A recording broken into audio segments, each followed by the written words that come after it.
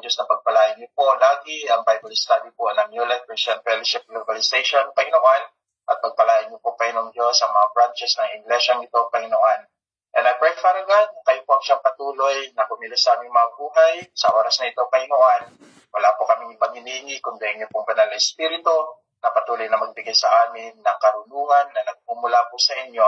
Dahil naniwala po kami, Panginoon, na siya po ang great teacher, siya lamang, Panginoong Diyos, ang maaaring makapagpaliwanag sa amin, Panginoon, dahil siya ang may akda, Panginoon, ng banal na kasulatan na naisulat, Panginoon. Siya lamang po ang maaaring mag-interpret sa lahat ng aspeto nito, Panginoon, para hindi po kami maligaw, Panginoon. And I pray, Father God, na kayo po, Panginoong Diyos, ang siya patuloy ng maluwalhati hanggang sa matapos po ang aming pong gawain. Pagpalain niyo po ang bawat isa na makikinig niyo mga salita. Na itanim nawa sa aming mga puso ang bawat pag-aaral, Panginoon, sa iyo pong banal na salita.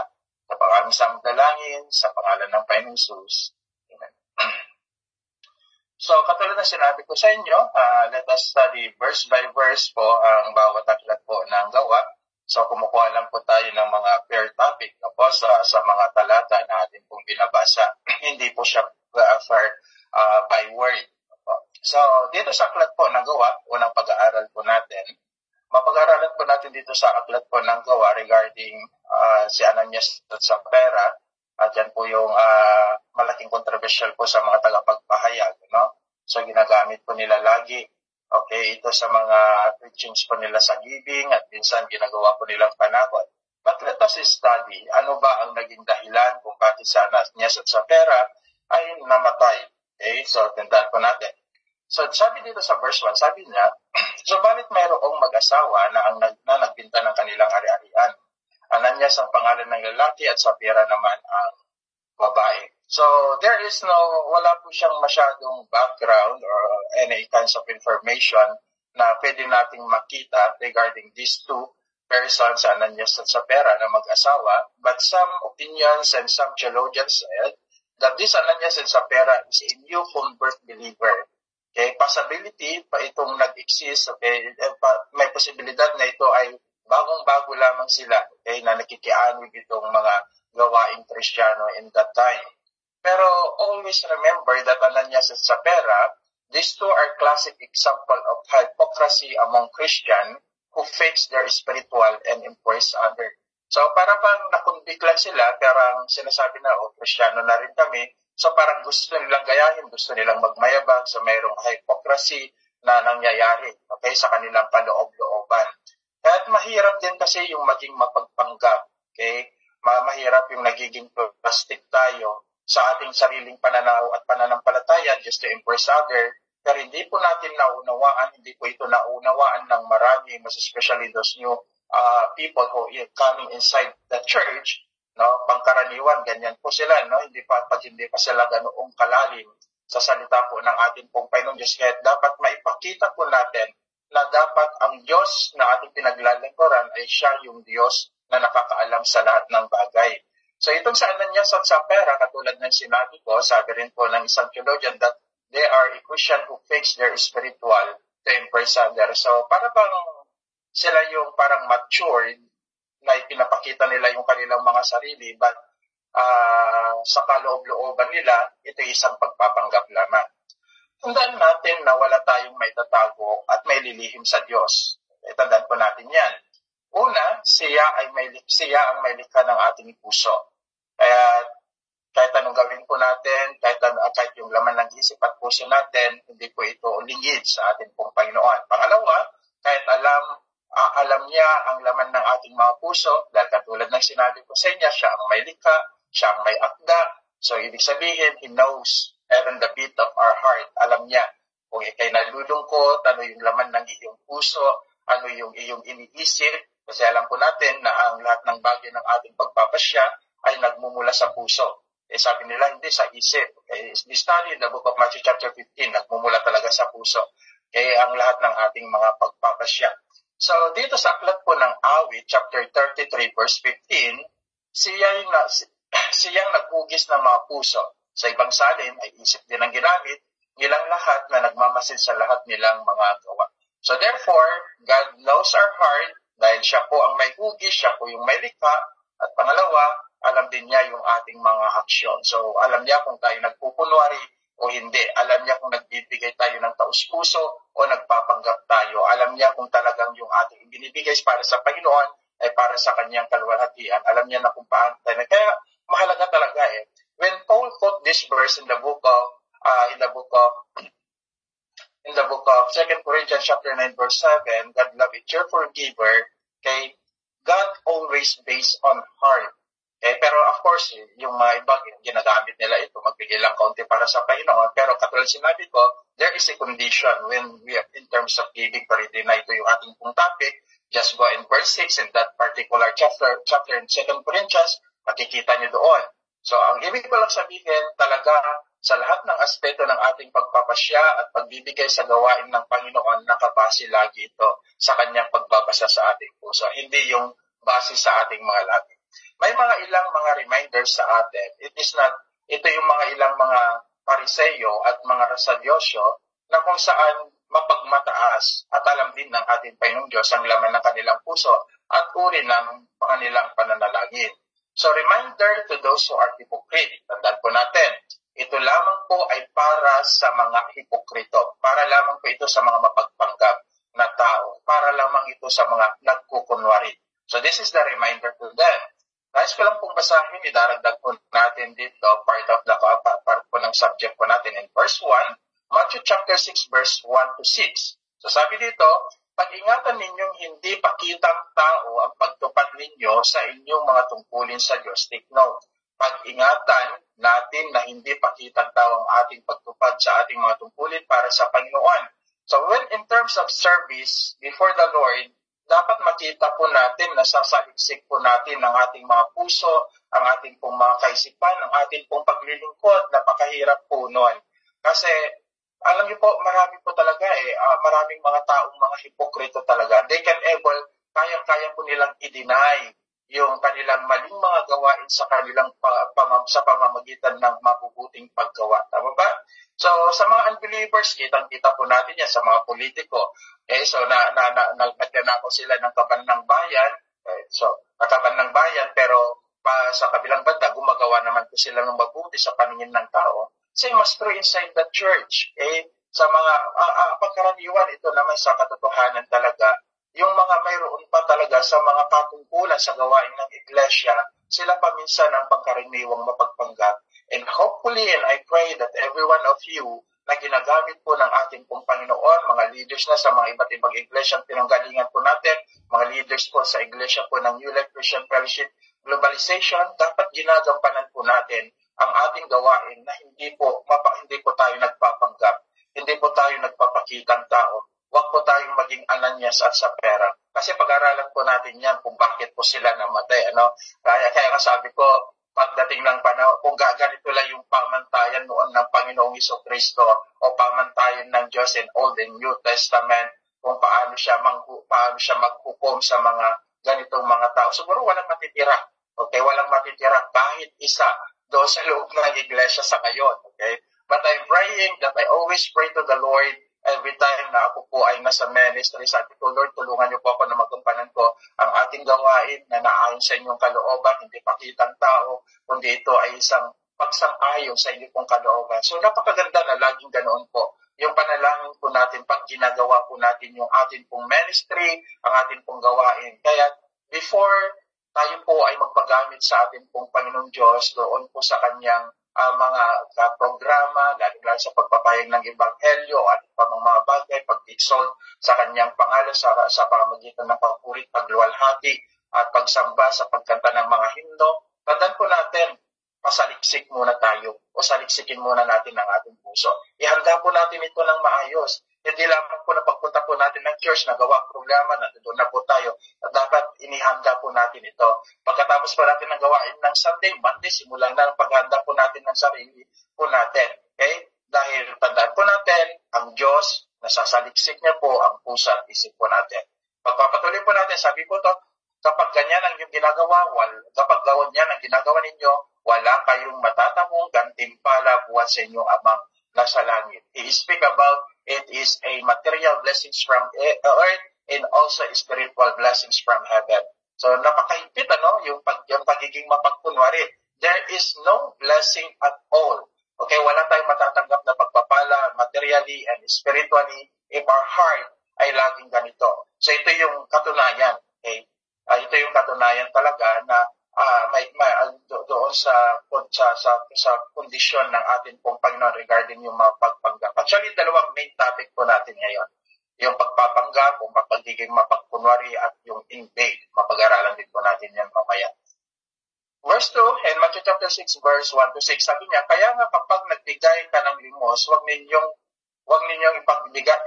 ipag-ingay pa, gaya ng ginagawa ng mga mapagkunwari sa mga sinagoga at sa mga lansangan upang sila'y purihin ng mga tao. Tandaan ninyo, tinanggap na nila ang kanilang gantimpala. Sa halip, kapag magbigay ka ng limos, huwag mo nang ipaalam ito maging sa matalik mong kaibigan. Gawin mong lihim ang iyong pagbibigay ng limos sa iyong sa iyong ama at na nakakita ng kabutihan, ginawa mo ng lihim ang siyang magbibigay ng gantimpala sa iyo. Yung salitang limos po ito ay salita rin it is a part of words, donations or giving.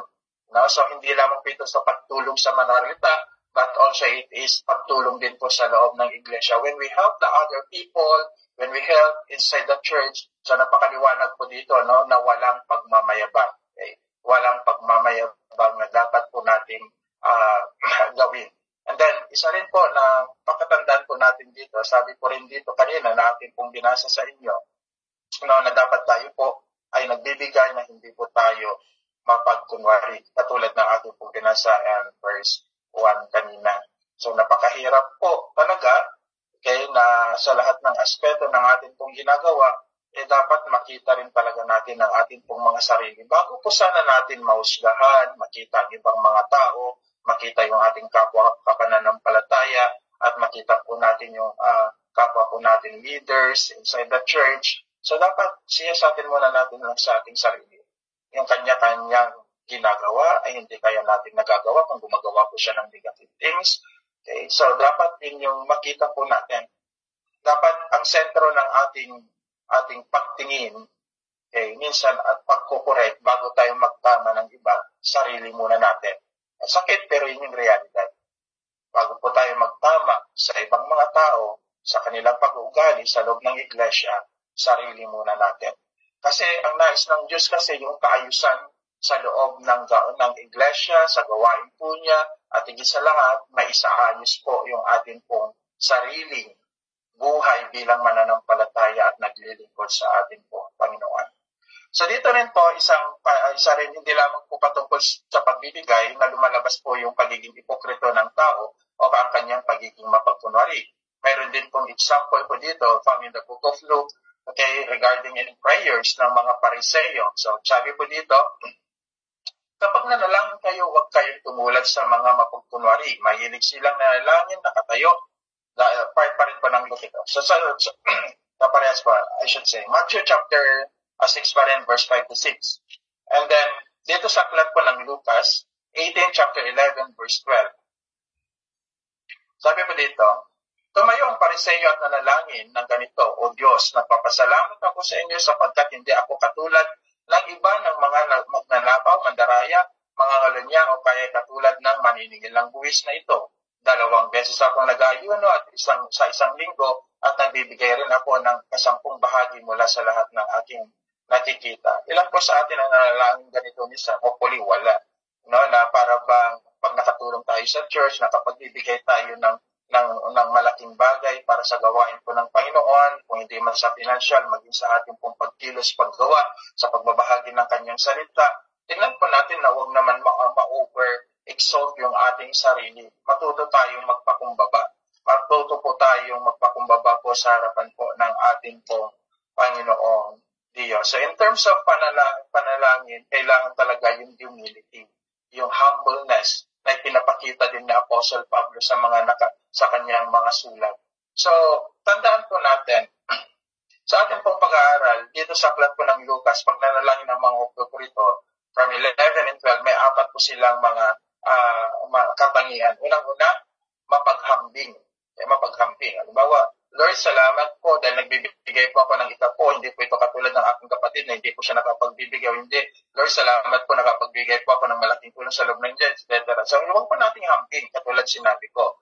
Ang sinasabi ko po dito, magbigay po tayo ng kusa sa abot ng ating makakaya para sa kapurihan, kalwalhatian ng Diyos. Ibigay po natin ang ating obligasyon at responsibilidad sa loob ng iglesia dahil ito yung kanyang kalooban. Hindi na po natin dapat ihambing ito sa iba. Pangalawa, mapangkuyam.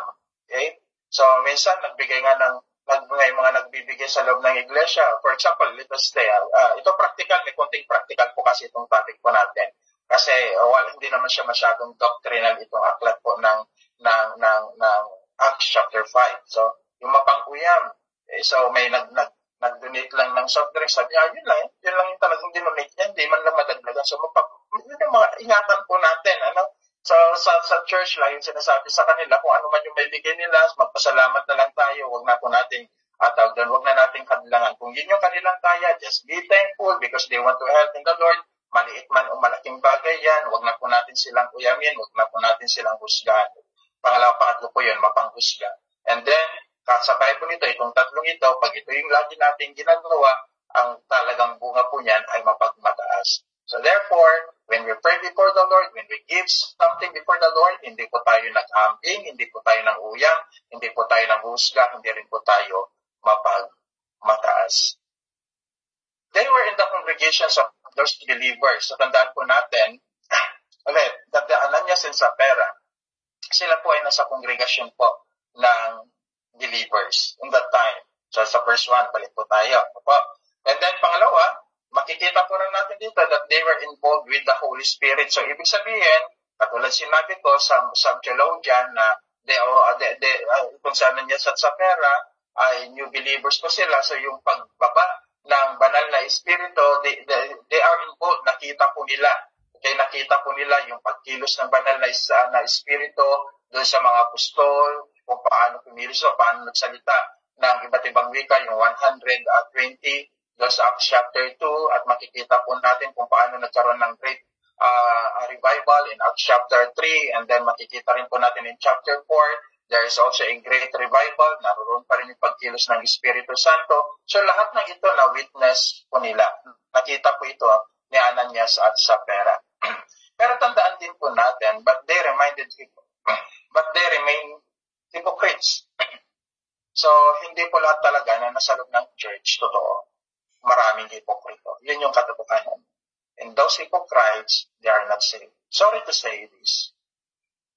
Kung ito'y mananatili sa ating mga puso, tandaan po natin, lalo na kung pagdating po natin, ipukot ko po ang Galatians. Kaya napakaigting talaga yung turo talaga sa atin ng Panginoong Jesucristo and even those written word po ni Apostle Pablo na ibinigay sa kanya ng ating pong Panginoong Jesucristo. If you study in the book of Galatians, talagang napakatindi.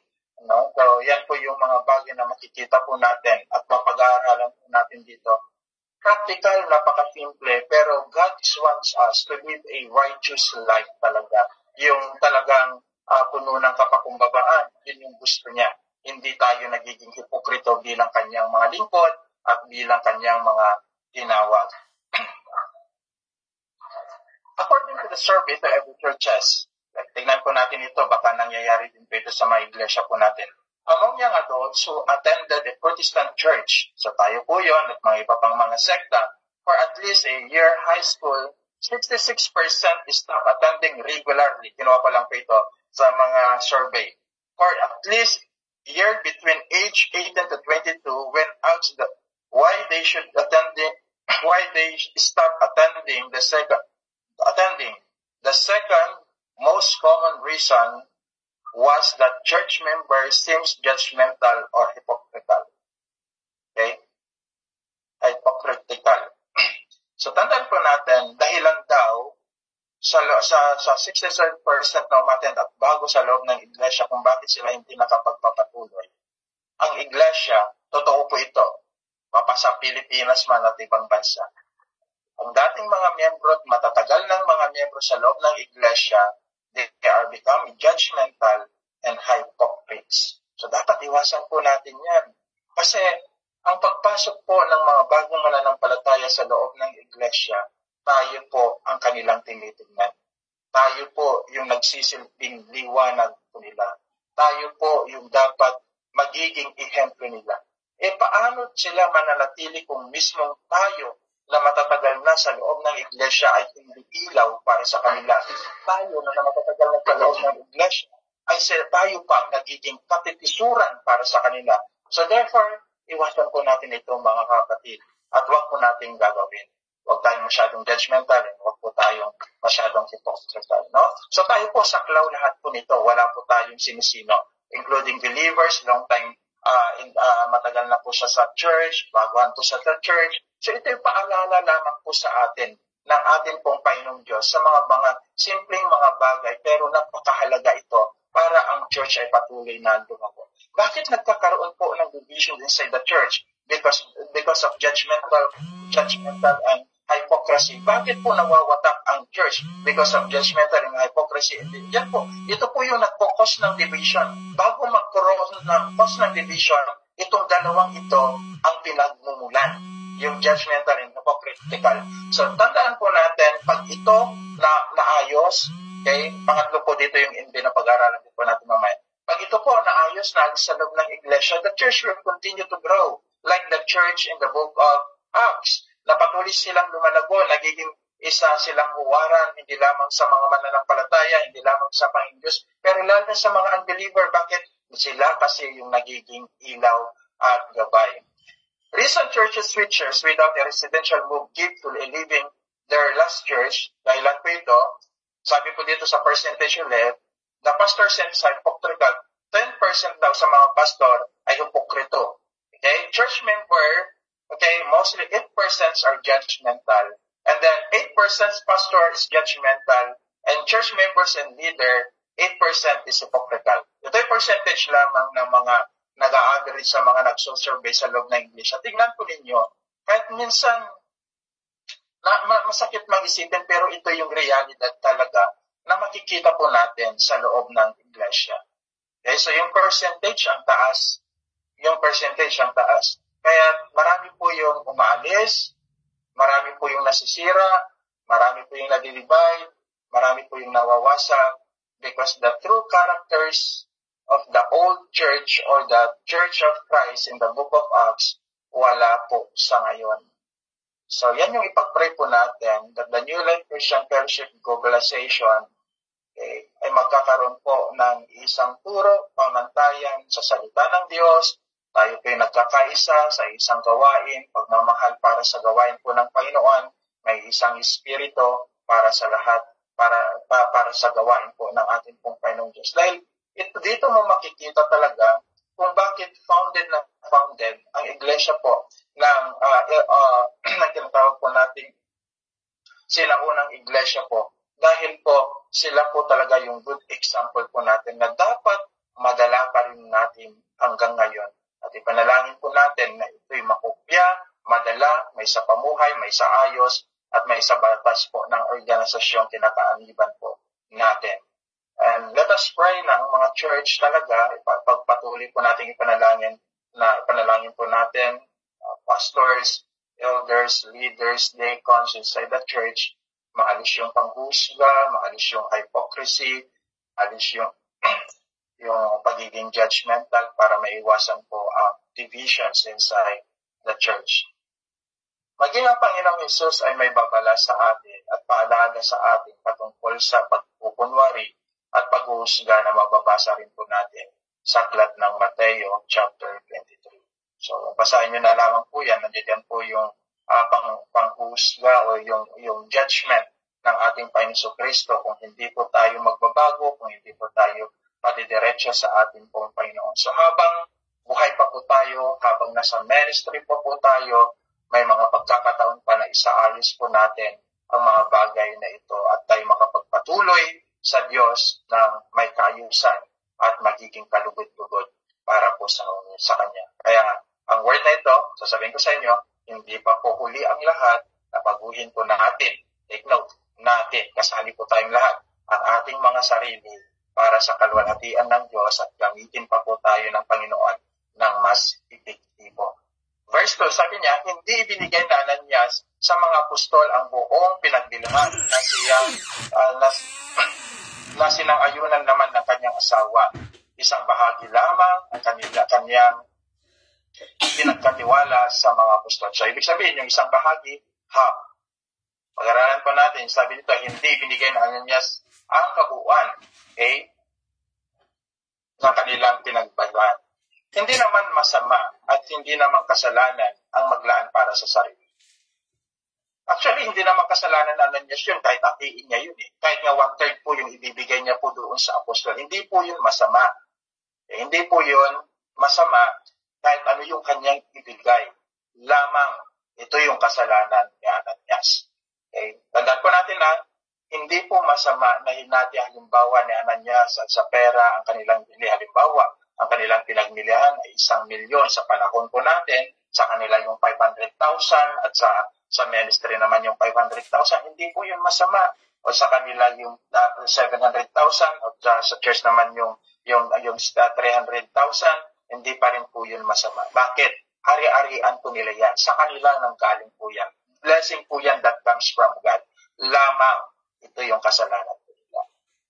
However, Ananias and Sapphira had promised perhaps publicly that they will give the full amount to receive to the Lord. Okay? Full amount received to the Lord. So therefore, nangako kasi si Ananias at Sapphira, ito yung mahirap kasi yung nangangako tayo sa Diyos na hindi po natin nagagawa.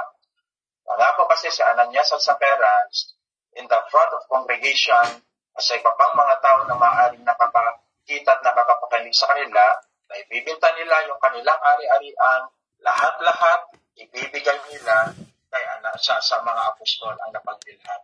So, iba ito sa nangyari dun sa Acts chapter 4 na ginawa po ni Barnabas. No, na makikita po natin na talagang bininta niya yung kanyang ari-arian at talagang pinabahagi lahat-lahat. Dahil yun yung kanyang puso. Dahil yun yung kanyang talagang saloobin para sa Panginoon. Ginawa niya ito ng pusa, na walang pag-alinlangan, walang pag-iimbot, at higit sa lahat, ibinigay niya ito ng may buong pagmamalasakit, pag-ibig, dahil mayroon siyang puso para sa gawain ng Panginoon. Different po dito kay Ananias at Sapphira. Okay? So, yun yung naging problema. Yan yung dahilan, nagpasimula, okay, yung malaking kasalanan sa kanilang puso at sa kanilang isipan. Dahil yung kanilang pangako sa Panginoon ay hindi po nila tinupad. Ang kanilang kasalanan, ang pagsisinungaling, ay ang pagsisinungaling kung magkano ang ibibigay nila sa iglesia.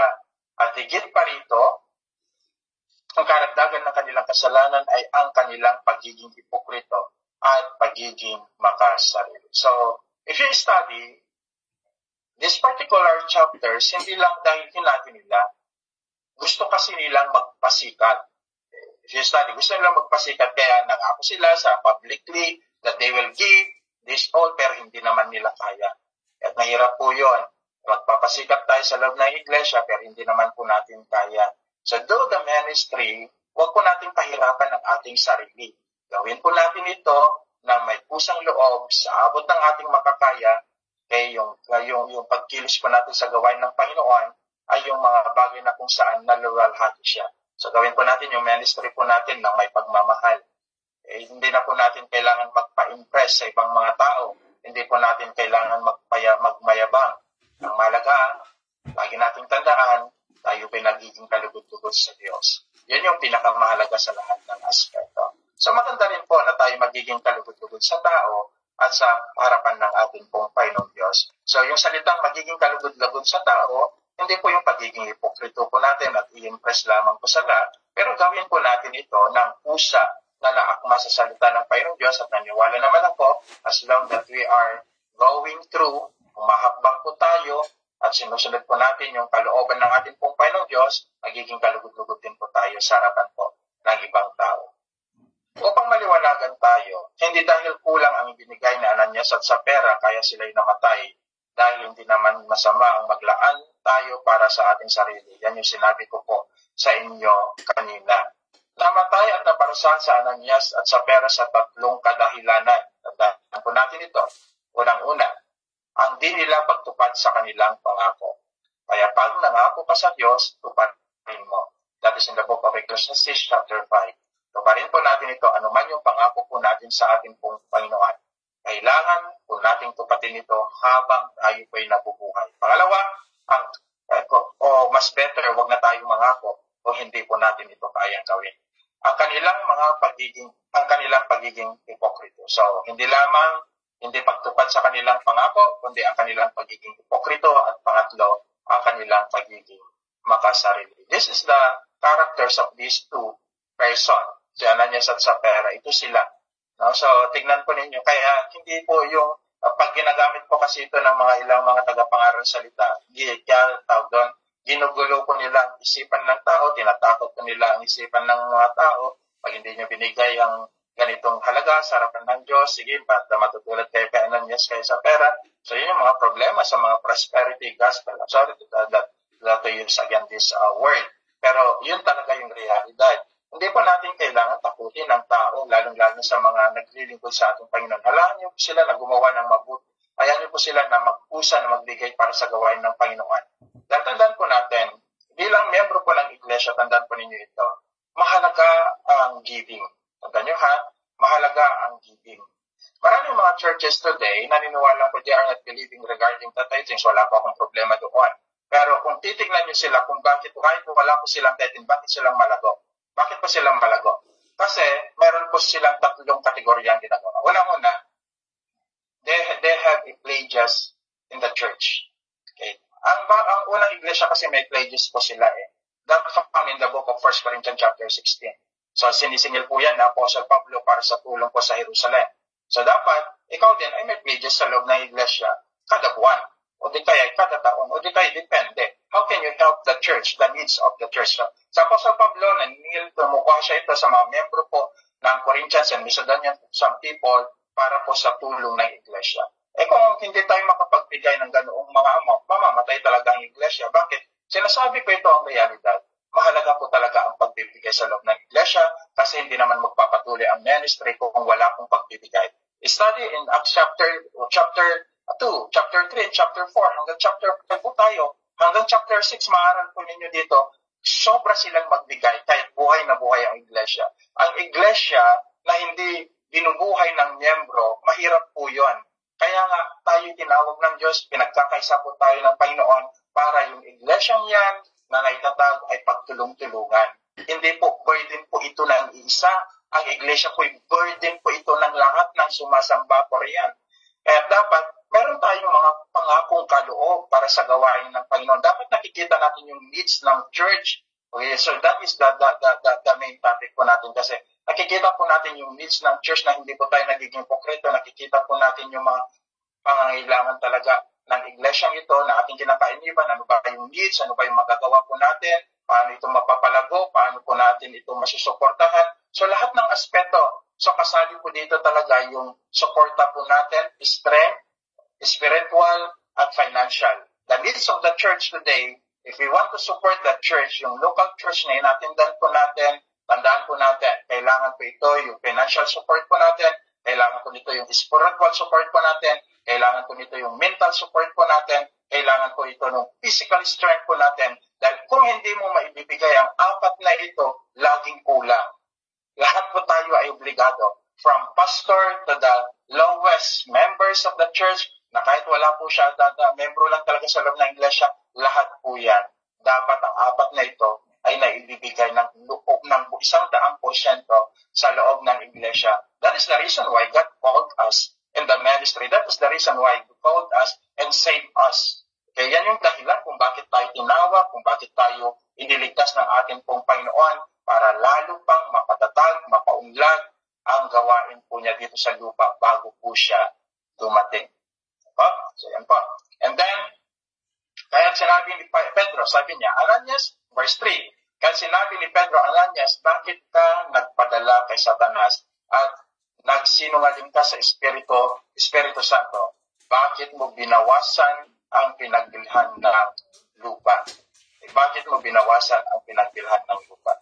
Of course, kahit nasasabihin na nag-usap yung mag-asawa, sasabihin nila, ito lang po talaga yung pinagbilhan ng kabuuan ng aming po pinagbilhan ng lupa. Pero alam na alam po ni Pedro, bakit ang Espiritu Santo kasi ang nagsabi sa kanya, nag-udyok sa kanya, kaysa dito natin makikita talaga, no? So, alam niyo po, ang pagsisinungaling po ay hindi po na po ito galing sa Espiritu Santo. Galing na po ito kay tanim. Mag-ingat po tayo. At dapat tandaan po natin na maging honest po tayo. Lalo't-lalo na niniwala po tayo na tayo bilang hinirang ng Diyos ay nasa atin ang Espiritu Santo ng ating pong Panginoon. Huwag po tayong magsinungaling. Napakahirap, di ba? Pero yan po yung totoo naman. Saklaw pa rin po tayo nito. Yung pagiging honest po natin, yung pagiging loyal po natin, pagiging tapat po natin sa lahat ng bagay, mahalaga po yan. Dahil ang Diyos po natin na pinaglilingkuran ay tapat. So, wala pong anak ng Diyos na sinungaling. Masakit man pero yung realidad. Kaya kung tayo pinagsisinungaling, alisin na po natin, tanggalin na po natin. Maging honest po tayo, okay? Maging tapat po tayo, hindi lamang sa ibang tao, kundi maging sa ating sarili, lalong-lalong sa Diyos. So kung natutunan po natin na maging tapat sa Diyos, naniniwala po ako na matututunan po natin maging tapat sa ating sarili at maging sa ibang tao. So unang-una talaga, magsisimula lahat yan sa Diyos. So sa aklat ng 1, chapter 8, verse 44, paalala lang po ito. I know na natapos niyo na rin po ang aklat ng John. And hopefully, nabibigyan din po ng diin ang mga mahalagang talata. Sabi po dito, ang Diablo ang iyong ama. Ang gusto ninyong gawin ay kung ano ang gusto niya. Sa simula pa lamang ay mamamatay tao na siya. Hindi siya pumapanig sa katotohanan kailanman, sapagkat walang puwang sa kanya ang katotohanan. Kapag nagsalita siya, puro kasinungalingan. Nagsasalita siya ayon sa kanyang kalikasan sapagkat siya ay sinungaling. Siya ang ama ng kasinungalingan. Masakit po yan. How can you say that the Father is your God pag tayo namumuhay sa kasinungalingan? Tama ba? So, sa loob ng iglesia, alam po natin yan bilang mananampalataya. Ang daming mga Kristiyano ay born again Christian. Ang mana namin ang Diyos. We can sabihin ng pastor, so meron na tayong kakayahan na tawagin siyang ama. Ama. So, totoo naman po yung pag-believer ka paano pag nagsisinungaling ka, sinong tinatawag mong ama? So, yan po yung napakahirap talaga sa atin bilang mananampalataya, pero sa katotohanan, maganda rin po ang salita ng Diyos na ito na atin pong pinag-aaralan. Dahil kahit ako, ito'y paalala po sa atin. Sa paalala po yan. Kung tayo po ay talagang anak ng Diyos, mananatili po tayo sa katotohanan at mananatili po tayo sa katapatan.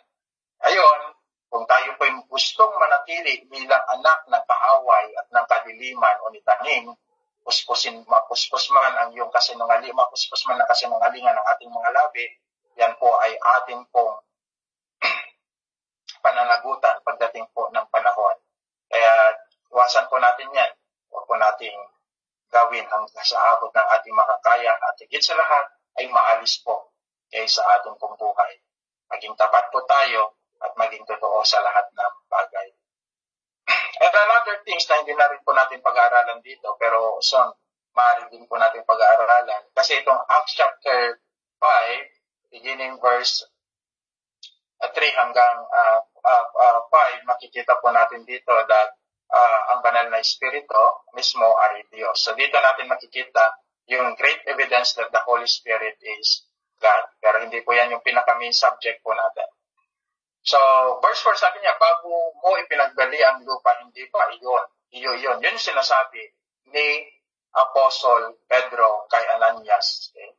Sabi niya, bago mo ipagbili ang lupa, hindi pa yun. Sa kanya naman talaga yun Kaya nga sinabi ko sa inyo kanina na hindi naman masama na hatiin niya kung gusto niya. Lamang, may pangako siya. Kaya yung pangako niya, dapat niyang tukdin.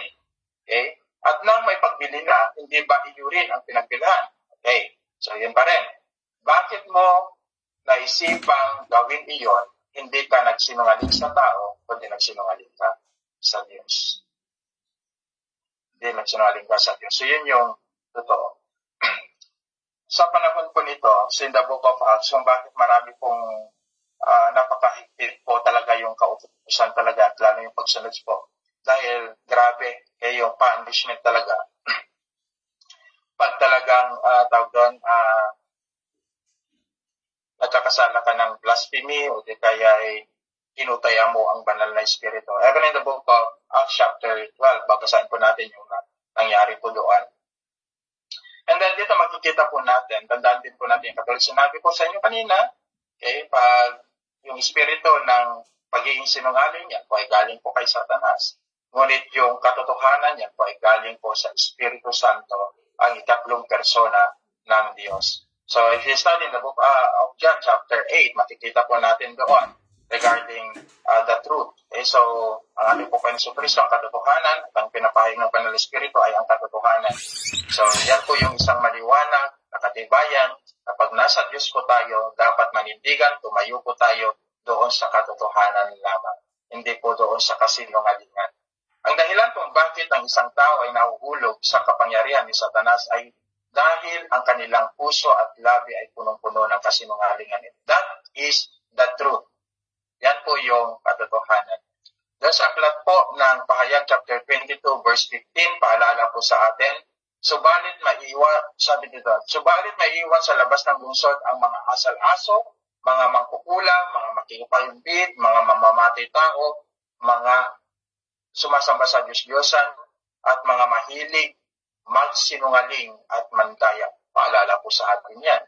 So yan po yung isang reminders to us that when we are inside the church, na sa loob man, sa iglesia tayo, lagi po nating tandaan, okay, yung ating sarili ay dapat po nating makita, yung ating sarili ang dapat po nating evaluate, yung ating sarili ang dapat po nating tuwid, yung ating sarili ang dapat po nating makita kung ito pa totoong sumusunod sa katotohanan ni Kristo o na sumusunod tayo sa kasinungalingan ni Satanas.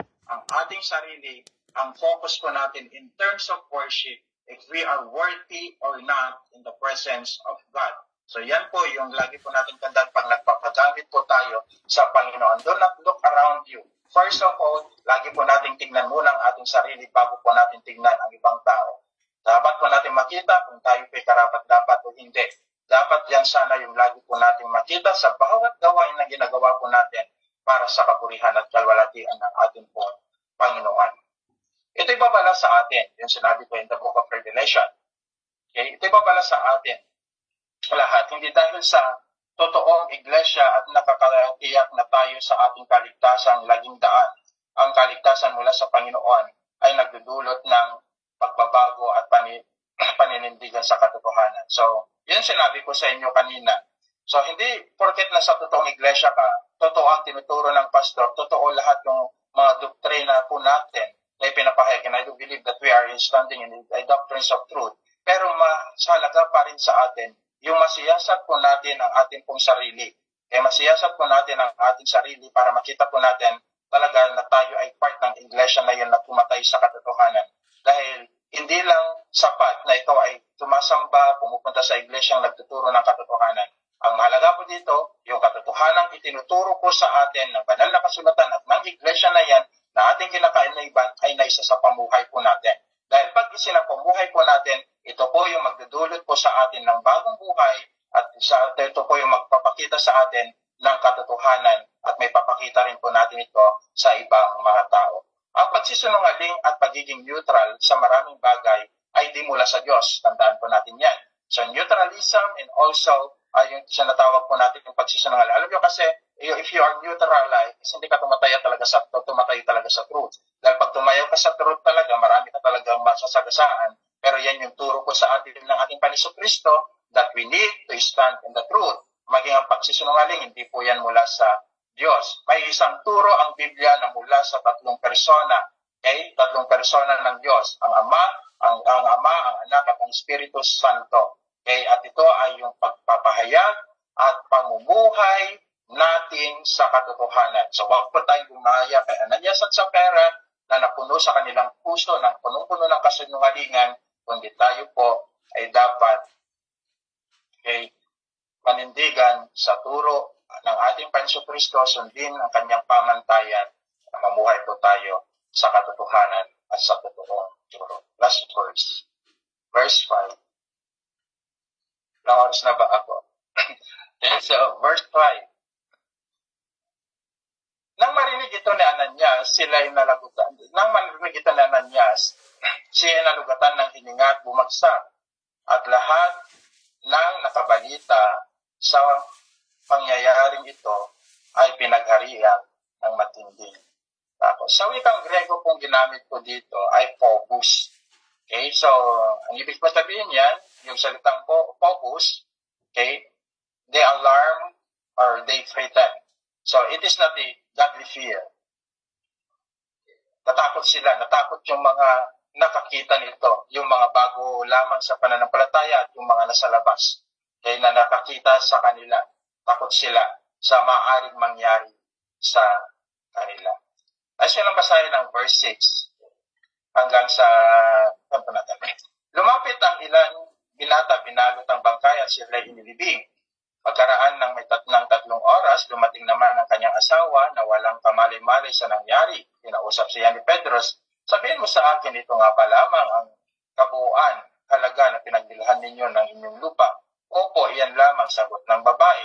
Kaya sinabi sa kanya ni Pedro, bakit nagkaisa kayong subukin ang Espiritu ng Panginoon?